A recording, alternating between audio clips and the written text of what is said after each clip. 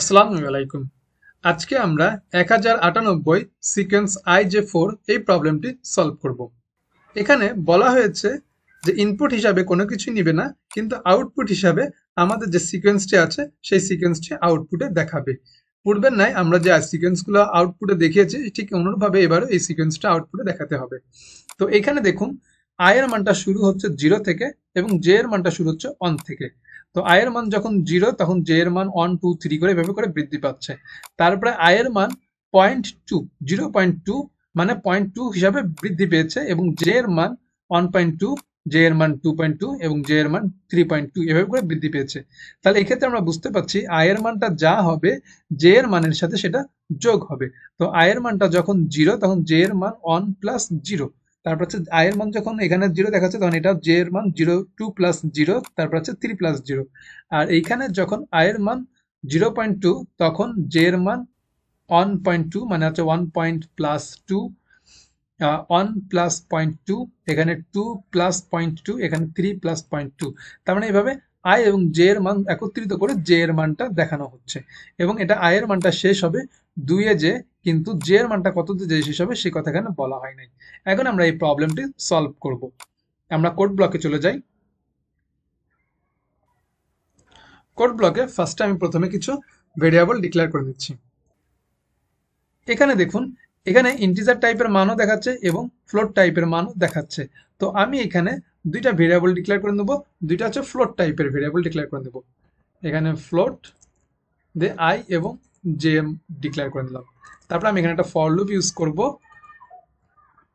For লুপে first এখানে I এর মানটা করে দিলাম যে 0, তারপরে আই এর মানটা যত সময় 2 এর থেকে ছোট অথবা বড় হবে সমান হবে, এটাকে আমি লিখে দিলাম 2 এর থেকে এটা 2.1 কথাটা লিখে দিলাম, যে যত সময় 2.1 থেকে যখন ছোট হবে তত সময় পর্যন্ত এই লুপটা চলতে থাকবে। তারপরে এটা আই এর মানটা বৃদ্ধি পেতে থাকবে, 0.2 করে বৃদ্ধি পেতে থাকবে এবং এখানে সেই কন্ডিশনটা লিখে সেই কথাটা লিখলাম।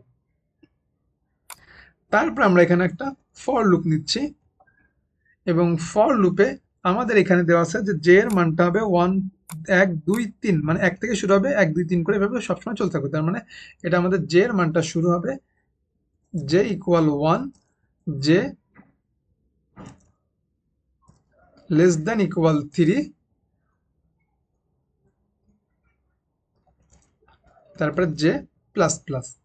তারপরে এখানে একটা জিনিস লক্ষ্য করুন যে জে এর আই এর মানটা এখানে আমাদের 0 লেখা দেখাচ্ছে, এখানেও 0 এখানেও 0, একটা ইন্টিজার টাইপের মান দেখাচ্ছে, কিন্তু এইখানে আমাদের ফ্লোট টাইপের মান দেখাচ্ছে এবং ফ্লোট টাইপ এখানে কি এক ডিজিট করে, পয়েন্টের পর এক ডিজিট। আবার দেখুন আই এর মানটা যখন 2 তখন আমাদের এখানে আবার ইন্টিজার টাইপের মান দেখাচ্ছে। তাহলে এ থেকে বোঝা যাচ্ছে আমাদের 0 1 এবং 2 এই তিনটা জায়গাতে আমাদের ইন্টিজার টাইপের মান দেখাতে হবে আই এর মানটা, আর বাকি সব জায়গাতে আমাদের ফ্লোট টাইপের মান দেখাতে হবে। তো আই এর মানটা যখন 0 মানে ইন্টিজার, তখন জে এর মানটাও ইন্টিজার হতে হবে। আবার আই এর মানটা যখন ফ্লোট তখন জে এর মানটাও ফ্লোট হতে হবে। তাই এইখানে আমি এখানে ফার্স্টে কন্ডিশন লিখে দেবো একটা, যে ইফ যদি আমাদের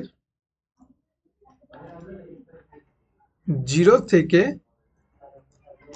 আয়ের মানটা যদি বড় হয় এবং আয়ের মানটা যদি 1 এর থেকে ছোট হয়, তাহলে এটা আমাদের ফ্র্যাকশন পার্ট। তাহলে এই ফ্র্যাকশন পার্টে আমরা হচ্ছে যে সমস্ত ভগ্নাংশ টাইপের মানগুলো দেখাবো। অথবা আমাদের আরেকটা কন্ডিশন লিখতে হবে যে আয়ের মানটা যদি আমার 1 এর থেকে বড় হয়ে যায় অথবা এবং আয়ের মানটা যদি 2 এর থেকে ছোট হয়, তাহলে এর মাঝেও যে 1 এবং 2 এর মাঝে যে অংশটুকু আছে, যে নাম্বারগুলো আছে সেগুলো আমাদের ফ্লোট টাইপের মান, সেহেতু আমরা এখানে ফ্লোট টাইপের মানগুলো দেখাবো। তাই এখানে আমরা এই লেখাটাকে প্রিন্ট করে নিয়ে আসতেছি। প্রিন্ট করে আমরা এখানে প্রিন্টএপে মান রেজাল্টটা দেখিয়ে দিচ্ছি। তাহলে এই জায়গাটাতে আমাদের পয়েন্টের পর এক ডিজিট হবে, তাই এখানে আমরা লিখলাম %.1f এবং এখানেও আমরা লিখে দিচ্ছি যে %.1f। তারপর আমাদের এখানে ব্যাকস্ল্যাশ এন কথাটা লিখলাম এবং ফার্স্টে আমাদের মান আসবে হচ্ছে আই এর মান এবং সেকেন্ডে আমাদের যে মানটা আসবে সেটা হচ্ছে আই প্লাস জে এর মান। এরপর এখানে আমরা এলস এর ভিতরে আমরা লিখব যে বাকি কন্ডিশনটা,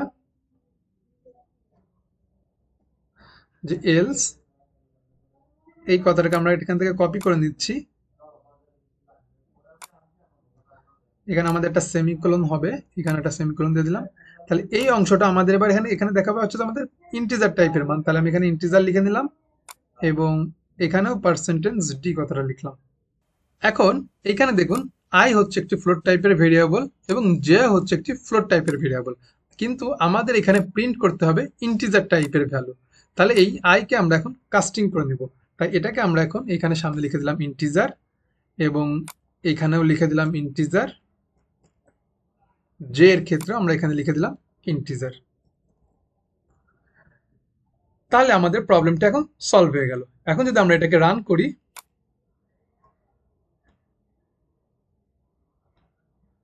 রান করলে আমরা আমাদের এখানে দেখতে পাচ্ছি আই এর মানটা যখন 0 তখন আমাদের এখানে ইন্টিজার টাইপের ভ্যালু দেখাচ্ছে, যখন আই এর মানটা 1 তখনও আমাদের এখানে ইন্টিজার টাইপের মান দেখাচ্ছে, এবং আই এর মানটা যখন 2 তখনও ইন্টিজার টাইপের মান দেখাচ্ছে, আর বাকি সবগুলো জায়গাতে আমাদের ফ্লোট টাইপের মান দেখাচ্ছে।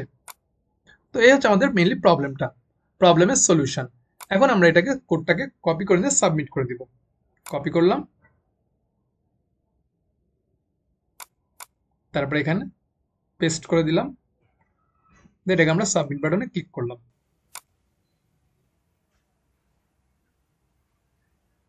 দেখুন আমাদের এই কোডটা এখানে অ্যাকসেপ্টেড হয়ে গেছে। তো এই হচ্ছে আমাদের 1098 সিকোয়েন্স IJ4 এর প্রবলেমের সলিউশন। তো আজকে এই পর্যন্তই। Thank you for watching this video. Allah Hafiz.